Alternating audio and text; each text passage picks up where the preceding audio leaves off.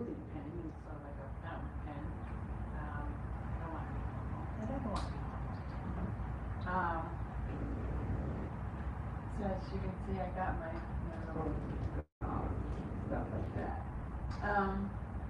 But yeah, so welcome back to Disabled Speaking, where we'll be checking out the news of today to see what ADA law is, and also to see, I've been doing some background research, gathering a lot of intelligence, as you would say. Also, at the same time, wanting to run for Congress. I know Linda Walsh. She's part of the Congress, also the Women's Caucus. That'll be probably next year. I think we need to have a lot more representation for people with disabilities, so I'm going to try it again. Last time, I think it was 2010, I did a YouTube thing where I was running, and well, yes, I did that out of views, it wasn't in the millions. So I'm hoping that much more people this time can come around. You know, it's quite an expensive feat. Not sure if I will be able to. I know though that I do have my books out. I had only one out at that particular point. I was trying to get it out. But I think it's really important for someone with a disability to actually start running for Congress or any type of office job, not just for the office job, because while it's important to do office work, I think it's a lot more important that somebody with a disability actually comes in and takes over like a high position like that, because it's going to show that we don't have to leave boundaries, that we can actually do something. Everybody has to still need help. Everybody needs help, so that's not going to be the issue probably, right?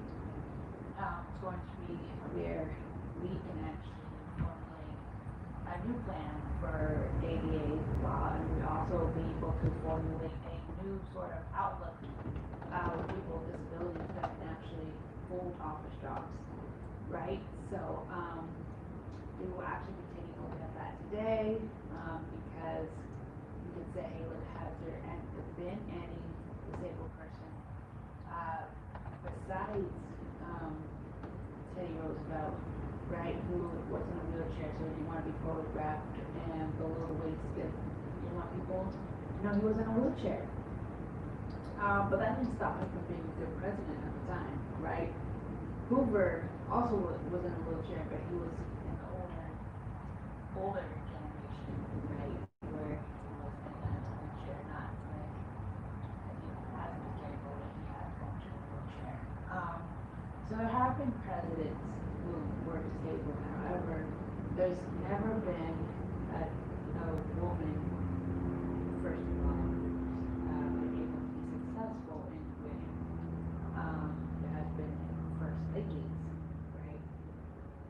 But I think the factor should be where I know that first we have to have a white female in power, because it's been a white male dominatrix. I think that the white female has to go first before any other color race can go in, because I don't know why people need to see a white woman in power. And she probably has to be blonde, so the typical blonde white, right, race. I know there's a lot of, right now, a lot of puppets where there's the blonde bimbo, right, who just is a mouthpiece. But I think though that if you see someone who's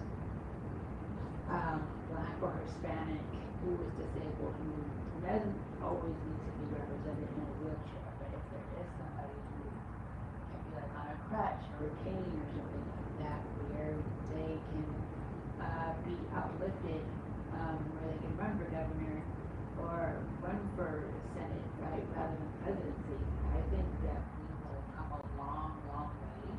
There's still going to be much, much more that we would need to do. But I have no idea how it's going to go, because I know last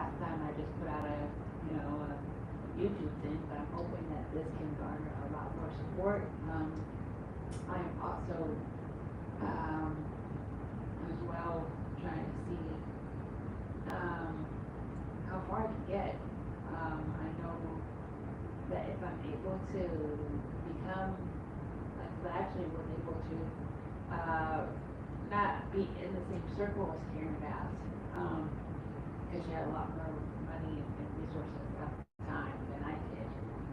But I think if I'm able to be in sort of a government position as high as the Senate seat of California, I can at least try to make California great again.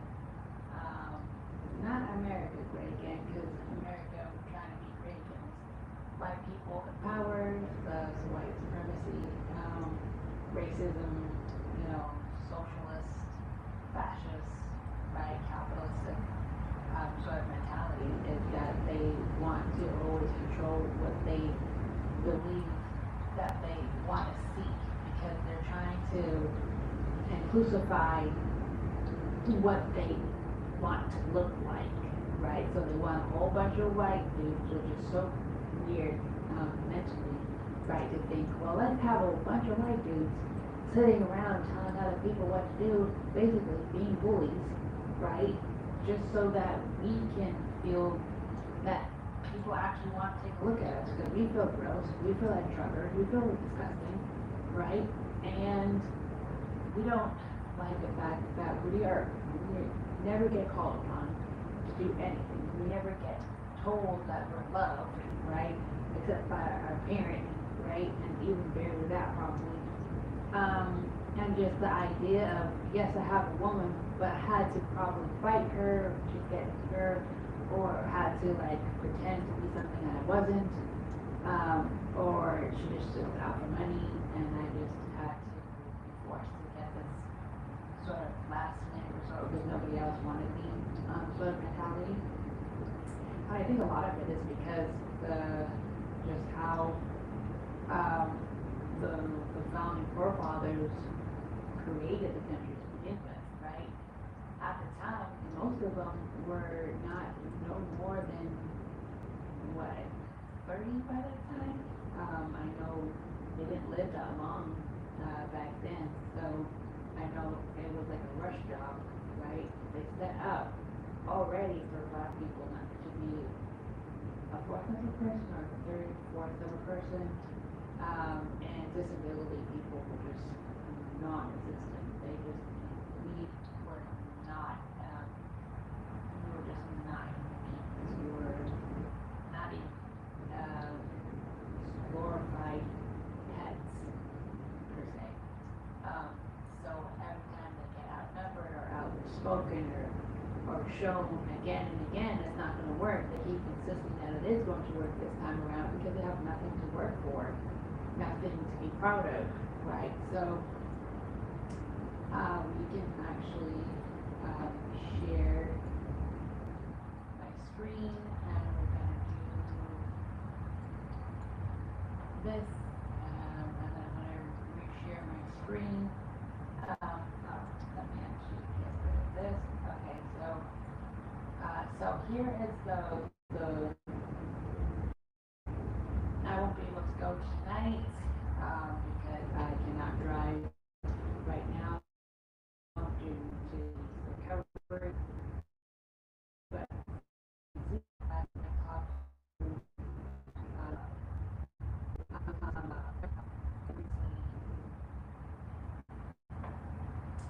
CSPC's National Women's Political Caucus. I actually was able to talk to this woman right here, and I actually know Ted Lieu, who was a part of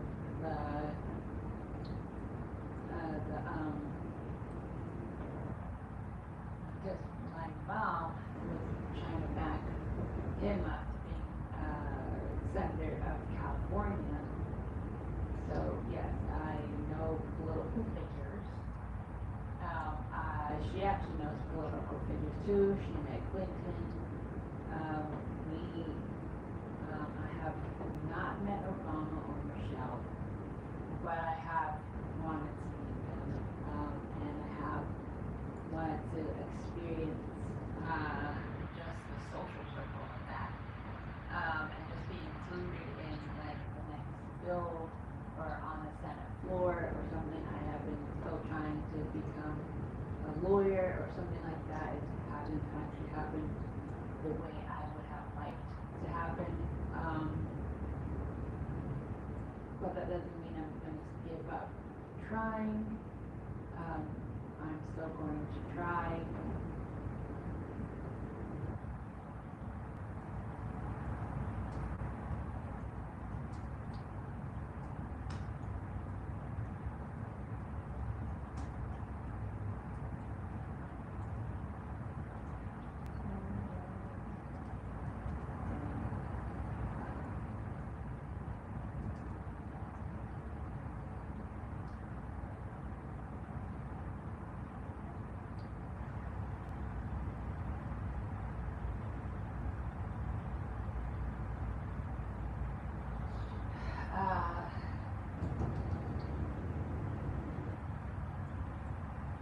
In California,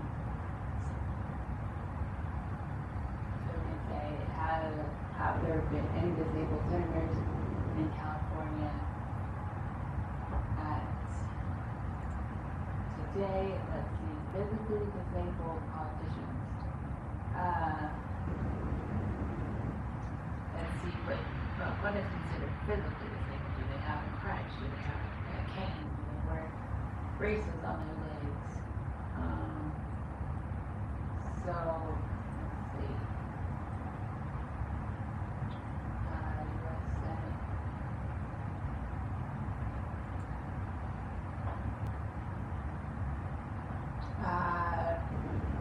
No, but let's see, they're saying, so I typed into the Google search, has there been any disabled senators in California? And no, there's been the Congress 36, Henry P. Hahn, November 3rd, 1859 to March 4th, was term ended, Wright was appointed. There have been a few that's passed away. So William F. Nolan, 79 and to 85th. So he was appointed first and then elected. But a lot of these people have passed away. There's still some people that are still, I think, serving. So again, there should be a term of how long these people should run. But I just think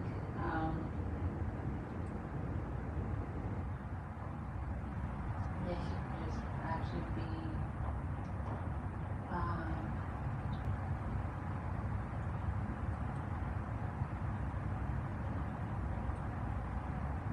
let's see.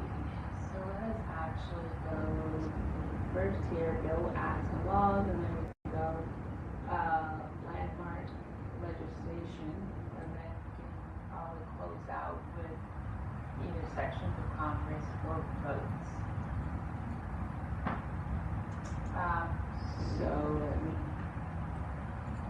share my screen.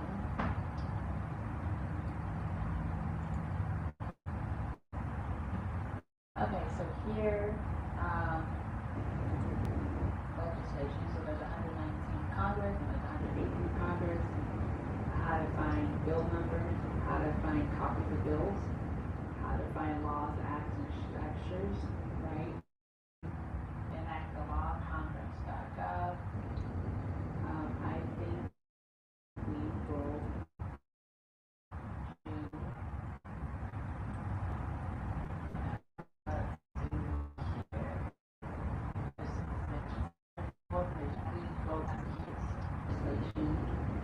So if there's like a statue that they want to take down, how you take down the statue, you have to go to the statutory you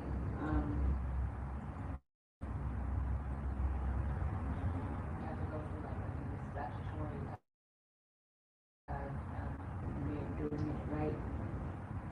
agriculture. Um, there's 23 or 22. So let's actually search NDA. Here. There's the Senate bill. Let's go back.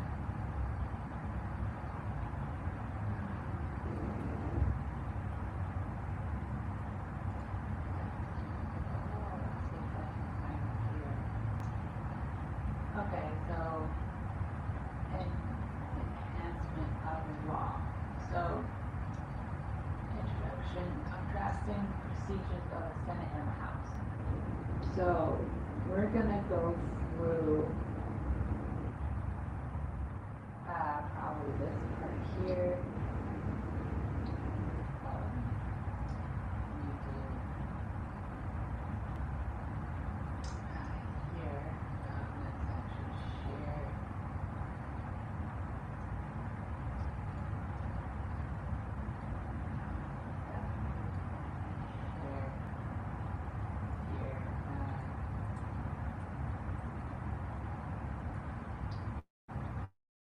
So we're going to quickly take a look at here, and it's going to tie into why contrasting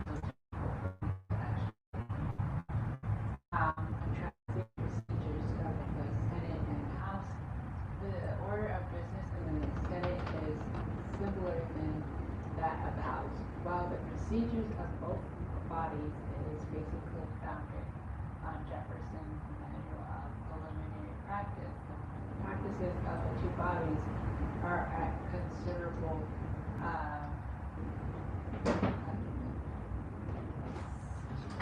okay, so let me bring it down here a little bit.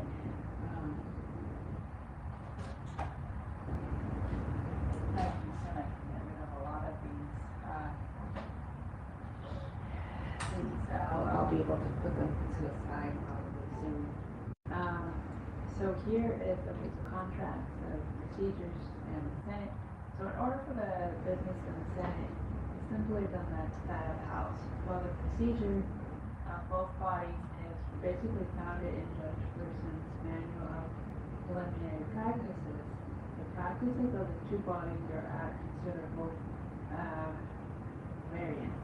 The order and privilege status of motions and the amended procedures of the two are at less variance than their method of calling up business. The business of the Senate bill and legislation was not divided into classes as a basis for their consideration, nor are there calendar days set aside each month in the Senate for the consideration of a particular bill and regulations. So, as you can see, these are the setup points, right? So if anybody were to take a look at what we're going to here, we're still going based off Jefferson's Manual of Preliminary Practices. And you know how old that, that's like what, 200-300 years old, I think, if my math is correct.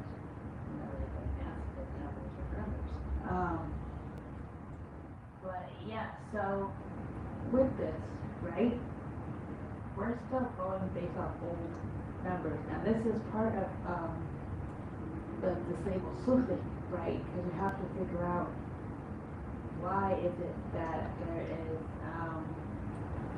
less practice in certain bills in certain areas than that of what we need to be practicing with, right?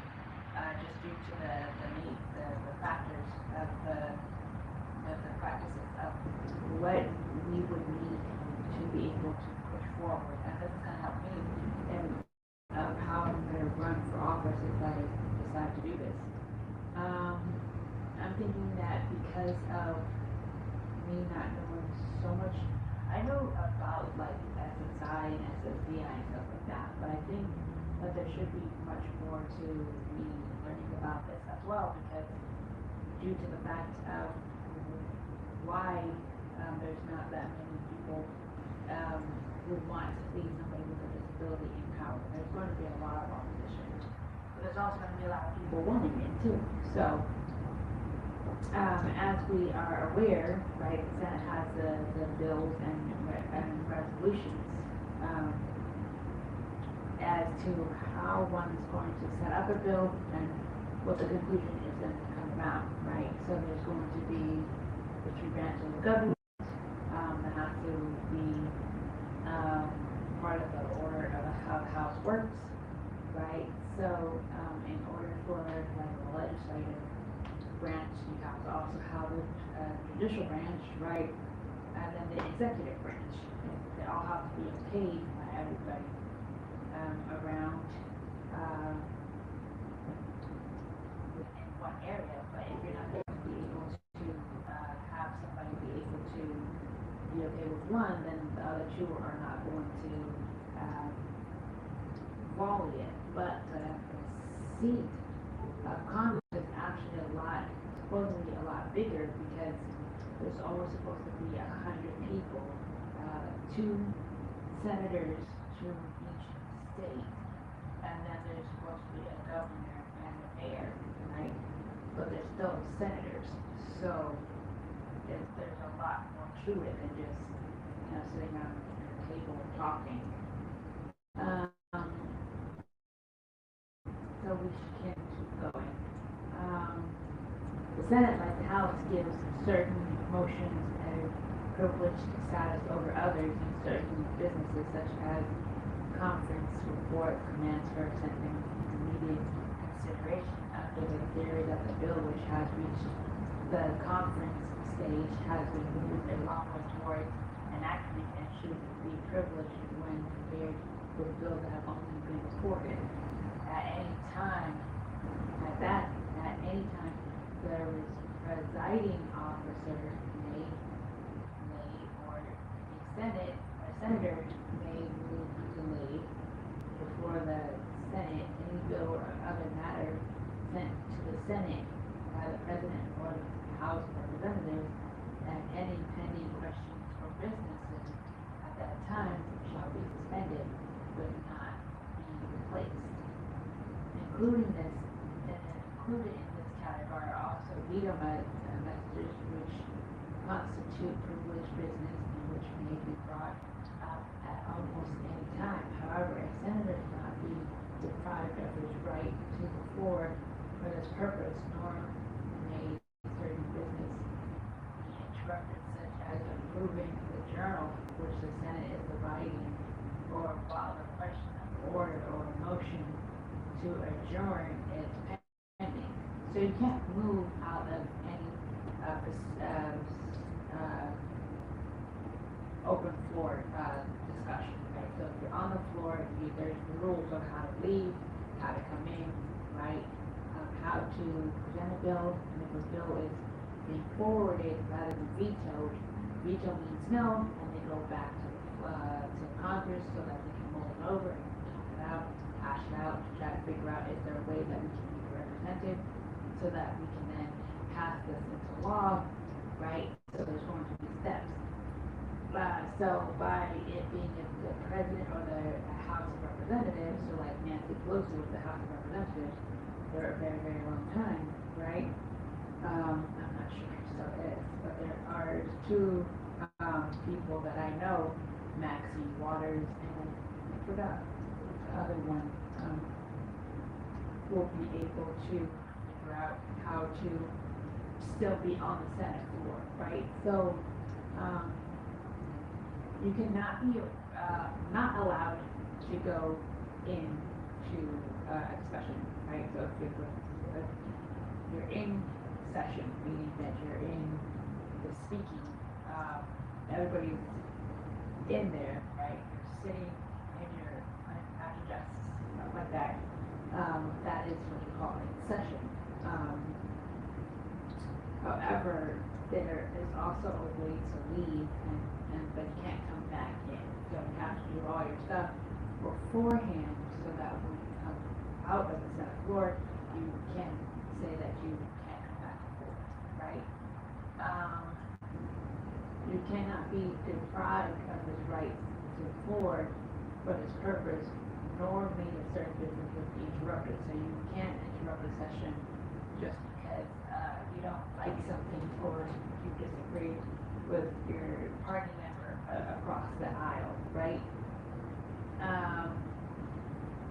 Section approving the journal, which is the reporting part. So the reporting part is, okay, it has come to my attention that this law, blah, blah, blah, right? So, law A is coming into effect because we have been reported that, certain people are taking advantage of the law and this, that, and the other, right? So that we can then be defied by what that order of business was before that particular day. So that's why they have a recess where they go and they, have a break and come back. But if there's a motion pending, right? So a question of order or a motion to adjourn is pending. Even that is still the journaling, because you're still questioning what that bill was going to be about, right? But you cannot be deprived of the right to have it still be pending and leave as from my interpretation, if that makes sense. The Senate is a continuing body as concentrated with the House. 2/3 of the senators of the old Congress returned to the subsequent new one without having to be reelected, but all representatives must stand for re-election every 2 years. Thus, the matter and the extent of organizing each new Senate have not been established under the influence of definite breaks between each Congress as been the experience of the House, nor have the preliminary rules of the Senate been equally subjected to alterations. Meaning, okay, so if you've been in the House, right, there's a difference between senators being elected and Congress, right? So Congress can have an order to stay probably as long as they like because they haven't been cycled out. But a senator gets only a job for every 2 years and has to be re-voted in if somebody likes the job. But Congress, so you have to be re-elected to Congress, but the representatives, right, such as standard re-elections every 2 years. So there always has to be new people in the Senate and the House and stuff like that, right? But they have to take breaks in between, but it hasn't been that way for a while, right? So there's a preliminary rule that the Senate must be subjected to alterations, right? They have to re-adopt their own rule of procedure, right, to each Congress. But they have to also be able to figure out what's going to be different in their other terms, right? So representatives re-adopt their old rules of procedure at the inception of each Congress, often with slight modifications, while senators have not given a general reformation to the rules since 1789. So senators are like, well, if it's old, rough black guy, right, it's good, right? As of now, there are probably, they're still predominantly white, however, they haven't changed the rule that anybody else who is an affiliate of that can help change the rules of the Congress, right? So they're saying that the old rules of procedure are still in place, so the representatives still have the old rule of Congress, right? Since 1789. These rules adopted by the Senate and the first Congresses have remained in force consistently with exceptions of particular additions or abolishments from time to time. But again, it's only time to time, and sort of tweaks here, tweaks there.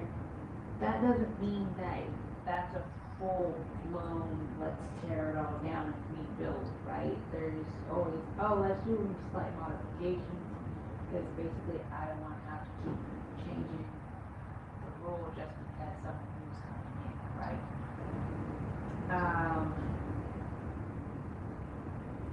So the rules adopted by the Senate in the first Congress have been made enforced consistently, with the exceptions of minor changes from time to time. Any such changes are made by amending the rule to meet the needs of the body. Changes have not been frequent, as demonstrated by the fact of that of codification of the accumulated alterations have occurred on only a few different occasions. Probably why it's so messy now, because people don't change the rule, they change the people, but keep the rule in place. So that I don't think that anybody's been able to say, let's shake it up a huge amount of time. Just tweak it, alter it, and I don't like this part of it, let's change that, right? So let's go through the sessions of times Congress is provided by the Senate rule, right? So at the second or any subsequent section of Congress, the legislative business of the Senate, which remain underdetermined at the close of each preceding session of Congress, shall be resumed and proceed with the same manner of if no adjustment to the House, or actually to the Senate, has taken place, right? So if they're going to go into recess, meaning that they're going to take a break from being senators, they can come back to the same proceedings that they were talking about prior to their form of talking having been finished or concluded when the Senate was actually open, right? In its role and practices, the Senate always has emphasized the importance of maintaining decorum in its proceedings. At no stage of the Senate's proceedings may a senator refer obsessively in any state of the Union. No senator at debate shall directly or indirectly by any form of words impute to another senator or to any senators any conduct or motive unworthy or unbecoming of a senator.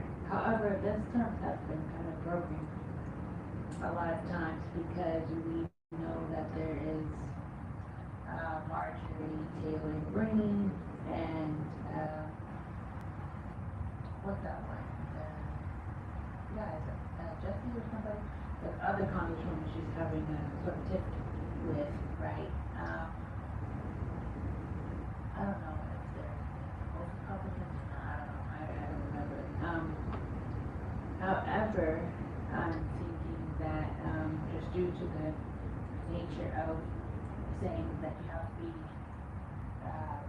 respectful at all times, a lot of times the actions don't meet the necessarily requirements of what that person is doing, right? We've had some senators that have gone to jail because they're not acting appropriately as a senator, right? So we have to also take a look at how anything is unworthy of becoming a senator or unbecoming of a senator, right? There's so many ways that a senator can look, feel, form, whatever word that they like, but there's going to be sort of different moments in how they represent what being a senator is. Again, offend any of the states of the union, so that you know how to use your address, right? You can't act not becoming perfection of what a senator should represent. However, there have been some people that have not followed this rule at all.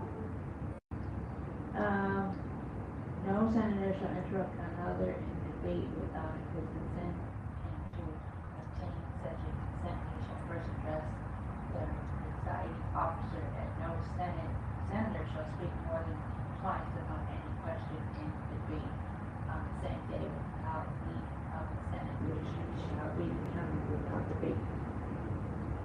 That rule has been broken plenty of times because people have spoken over other senators, but they have done it where they say yes within 2 minutes, right? But then somebody's always basically wanting to out-talk somebody, right? So they're trying to take away the talkies thing, right? You can just basically call that, right? You're on the floor, you talk about an issue, but you can't keep going back, so they have to keep moving forward. But they have been saying, hey, look, we want to hear you out. However, not everybody wants to hear each other out. So, and the debate is yes, talking and agreeing to disagree. However, you can't be shouting at everybody. You say, hey, look, I don't agree with this. Point A, B, C, D, right? Senator can't say, well, while you're speaking, they can't say, hey, I don't agree with A or D, because you're basically setting up for falsehoods or whatnot. But that would be speaking twice upon one question. The rule of the Senate, right? So if any senator is speaking otherwise, transgress the rules of the Senate, the Senate, the presiding officer shall, or any senator may call him to order, and when the senator shall be called into order, he shall sit down and not proceed without leave of the Senate, which granted shall be upon motivation that he will allowed to proceed in order, which motion shall be determined without debate. So they can't have that person be orderly, right? That you can see the orders of that you can watch a hearing, right? And the judge would be like, order in the court, right? And if you are basically being held in contempt, so if they're determined without debate that if one shall be ruled in one section, then one shall be determined or deemed fit while sitting down, and they can proceed after they basically have a timeout, right? Forms of legislation. Often city legislation all formal action by either the two houses to take the form of a bill or resolution. A bill is a legislative proposal for a general nature. A bill may propose either a public or private matter, but both are numbered in the same sequence. Public bills are the most numerous. Private bills are designed to affect or benefit specific individuals or group of individuals.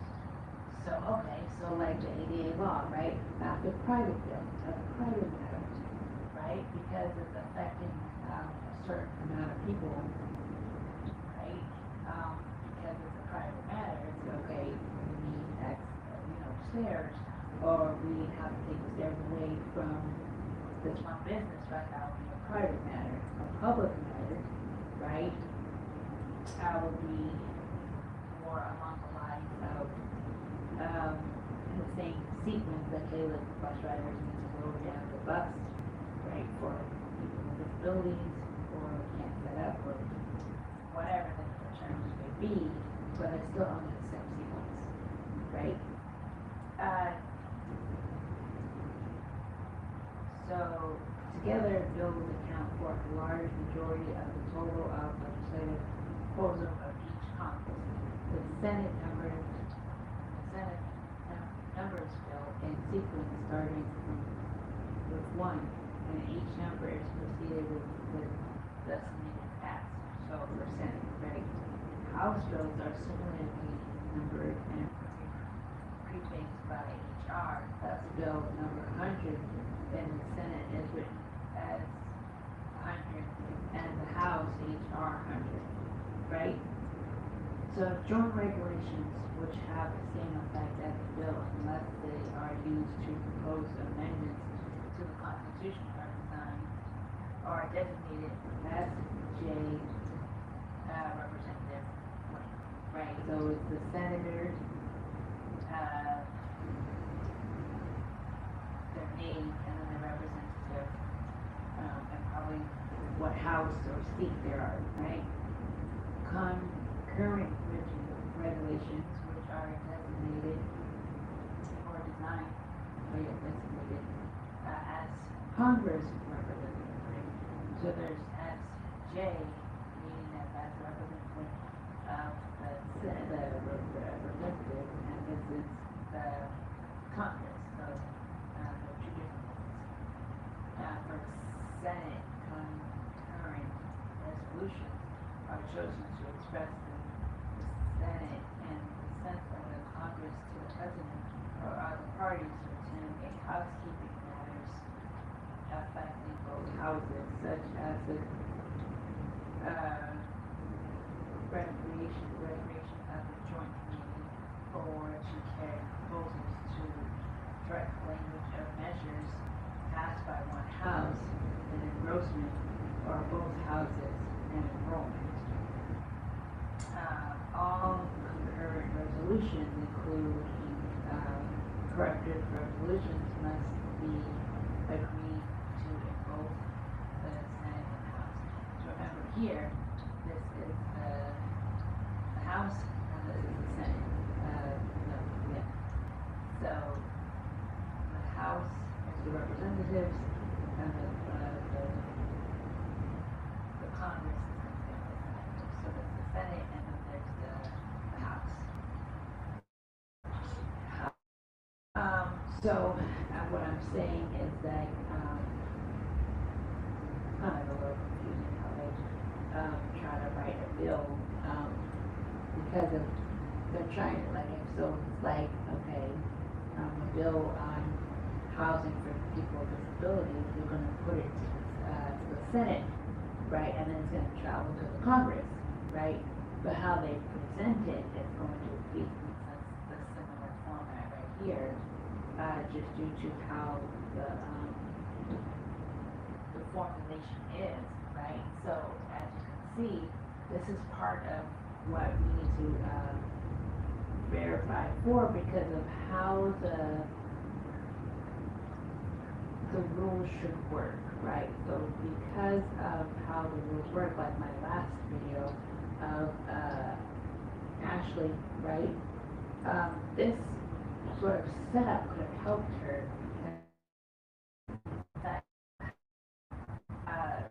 Actually, there wasn't that. But there's a lot of rules and regulations as to why something should have come into play, right? There's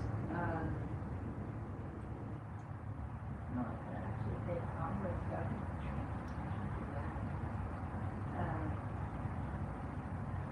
so we can actually say how to listen to Congress and how to see what the dynamic is, right?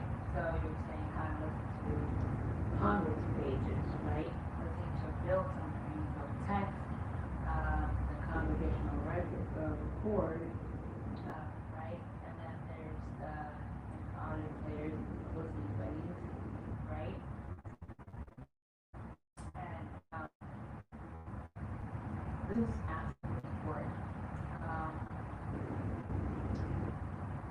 because you can learn about the legislative process, right? So you can listen to how the Congress speaks, their language, their terminology, how they are trying to build a case for the bill to pass. There's a legislative process videos. They learn how to legislative process comes about. There's Congress training, right? Take a look at this and see if I can figure out how to write these types of bills without maybe going and having to become like a lawyer or something. I'm trying my best to actually be part of that, but as of right now, I've been dismissed by a few different schools just due to my slow I actually do my schoolwork and stuff like that. Doesn't mean that I'm stupid. I'm just, um,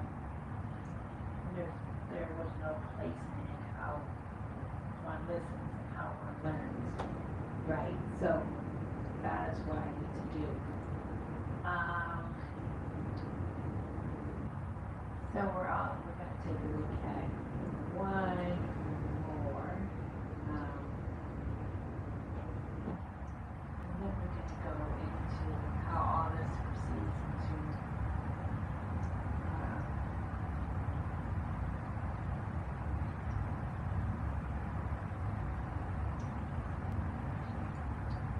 stop sharing this, and I'm going to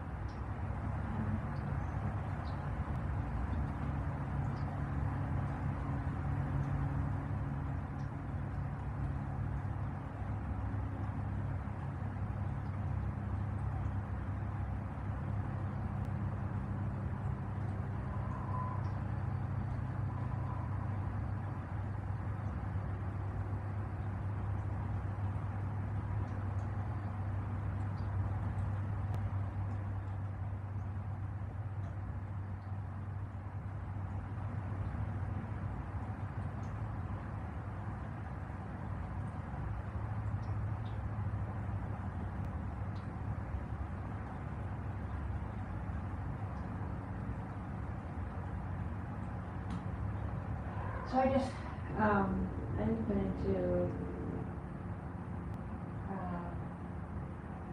maybe Gemini, I do ChatGPT and Gemini. So I just basically say, hey, look, is it even possible to do this, right?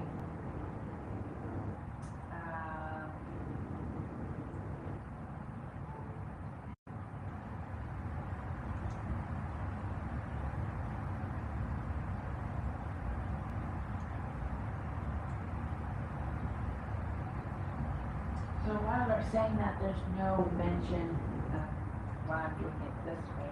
So I said, hey, would I be able to run it, right? Would I be even able to think of this as a good idea? And they're saying, here's the key factors, right? I'm already over the age of 30, unfortunately, but I've been living in California for over 9 years, so I'll be able to represent I am a resident of the state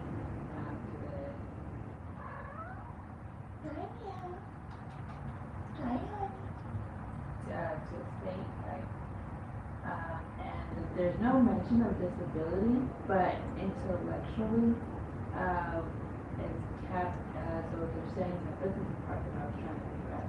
There's no mention of disability, and the framers intentionally keep the qualifications minimal to empower the public to choose whom they please, right? However, have you ever seen somebody with physical disability ever be able to take over a sentencing?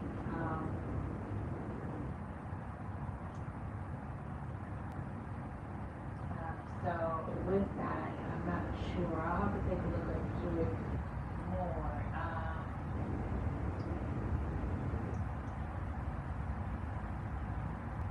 There's crowdfunding for financial assistance. Okay, so I'm gonna actually figure out a lot more about it. Get more into it because you're saying, well, yes, there's overcoming campaign challenges. I think that's the biggest point because the campaign that I was trying to run last time was basically little me by myself, and a lot of people were like, oh, that's a great goal, but let's just have you sit in a wheelchair all day, or sit in a just watch movies all day.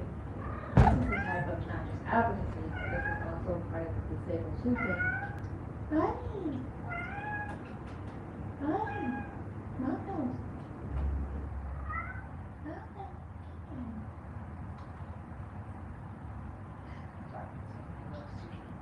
Mom.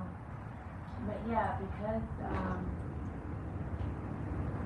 there's a framework, right, where that needs to come out. There's so much steps that can be considered,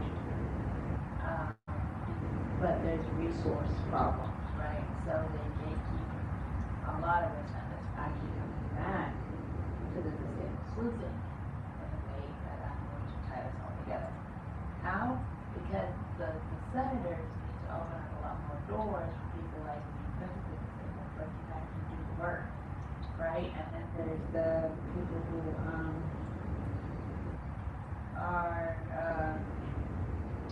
are able to fundraise, right?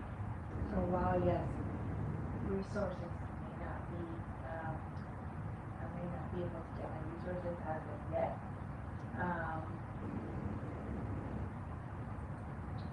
There's also going to be ways of actually knowing and figuring out how to do the next steps, right? So let's see, there's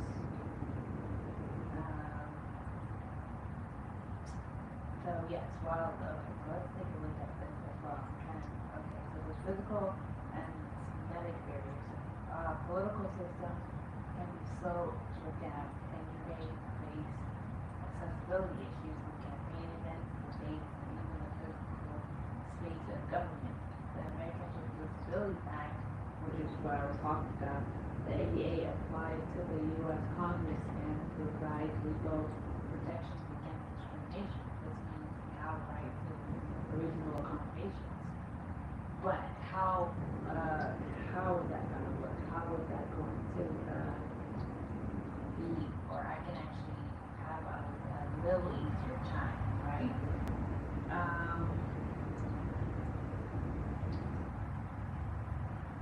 Settings, for example, by campaigning openly and advocating for your own accommodations, you can raise awareness and pave the way for disabled candidates.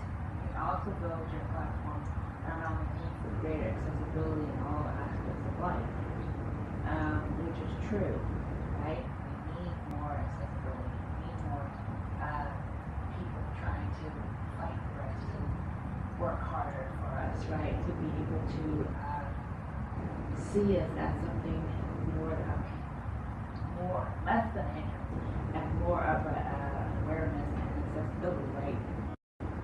Perceptions and prejudice. Unfortunately, some voters and even political figures may hold misguided beliefs about people with disabilities to serve because of their disability. Focus on the strength, right? Highlight the success stories. So that is also a key balance of challenge, right? Where the disability in and of itself will say, well, can't you do it? And I'll be like, yes, I can do it, right? Because they don't know what the disability is, so they can't actually fight against that.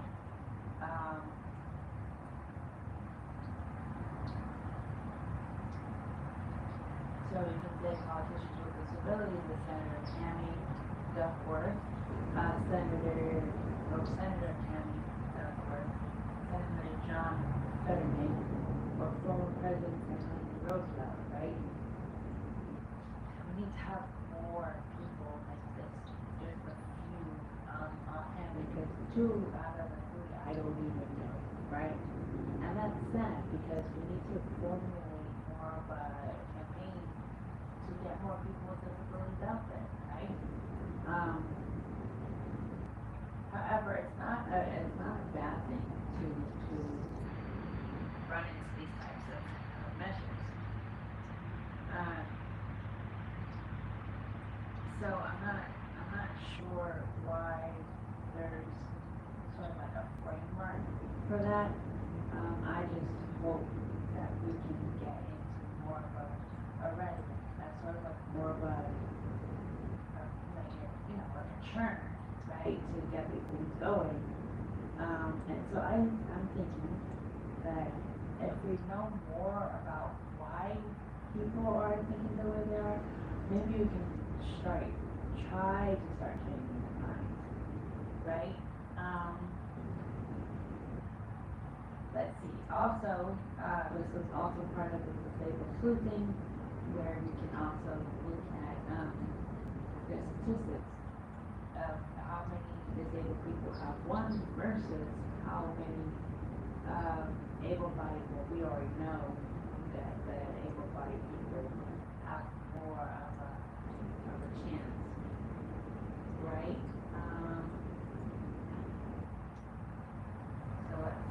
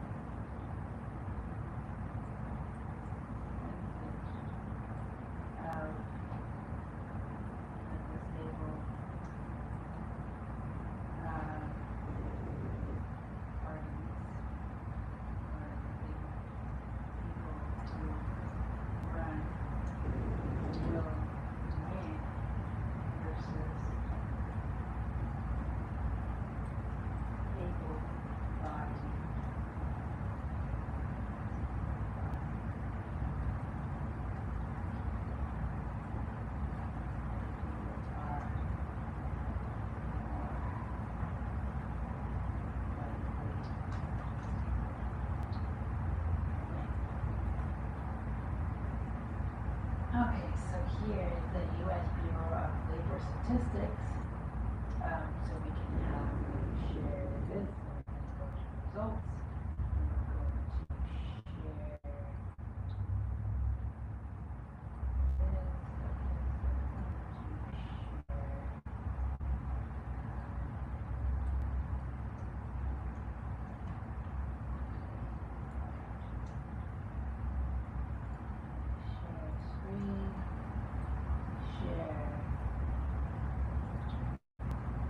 Okay, so as you can see here, there's economics and release, persons with a disability, labor force, characteristics summary. So as of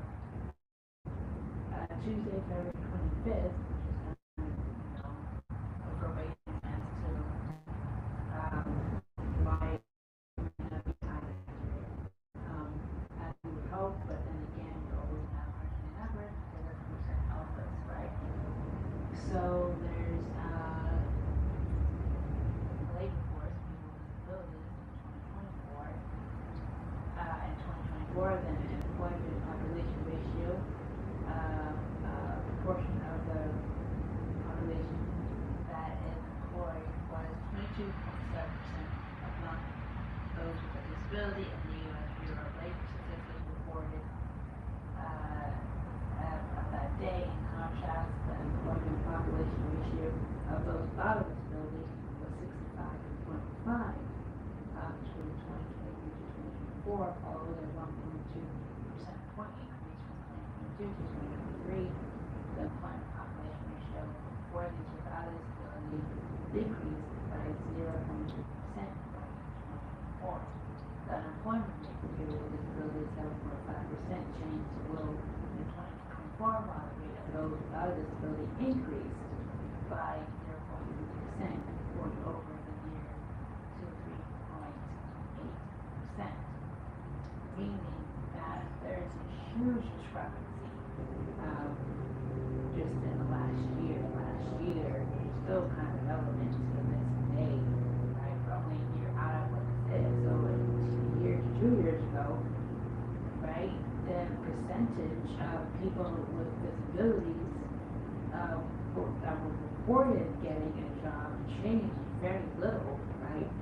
And there was an increase by 1.2%, increase, right, 2 years ago, and then the ratio for disability decreased by 0.2% in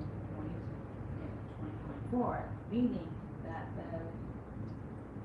how one actually takes a look at how people with disabilities are actually getting jobs, right? So there's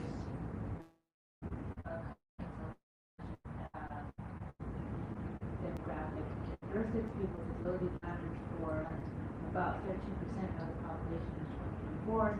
Those with disabilities tend to be older than people with no disabilities, reflecting the increase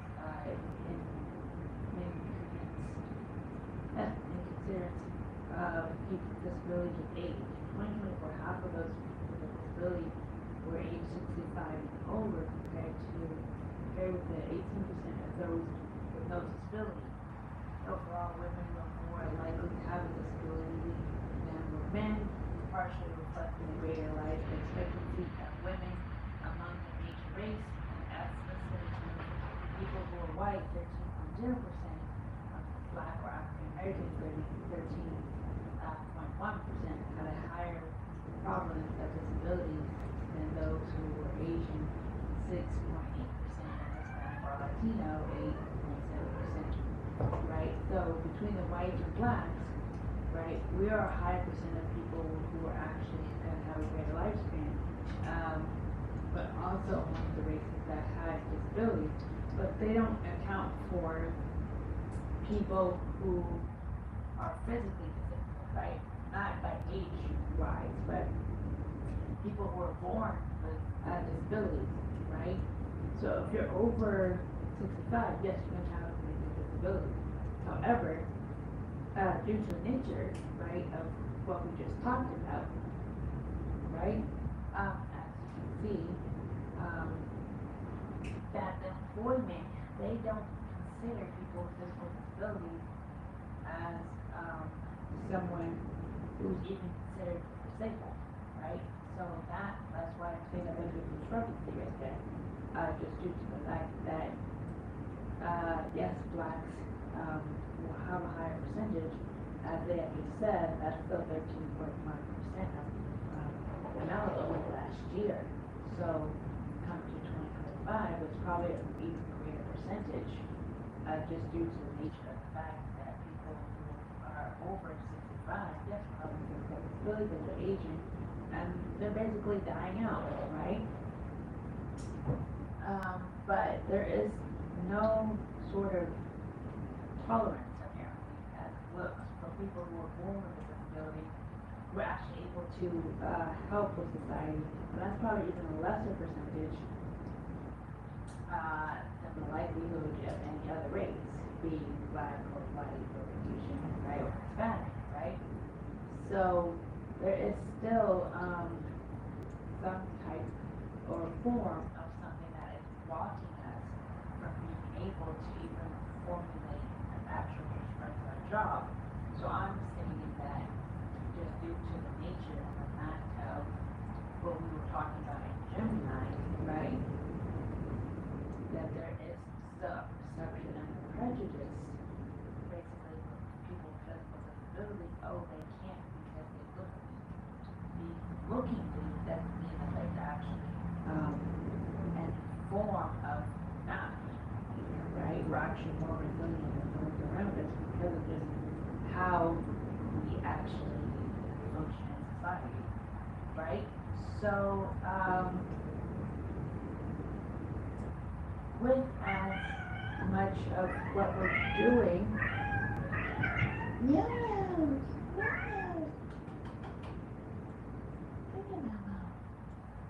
sorry, she's talking.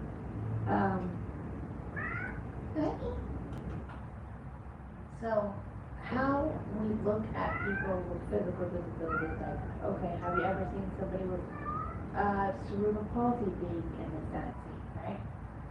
They may have a mental disability, right, which I can see that happening a lot more than actually having a physical presence, right? Than that of somebody who is going to be able to figure out if this is even a job that's worth fighting for, right?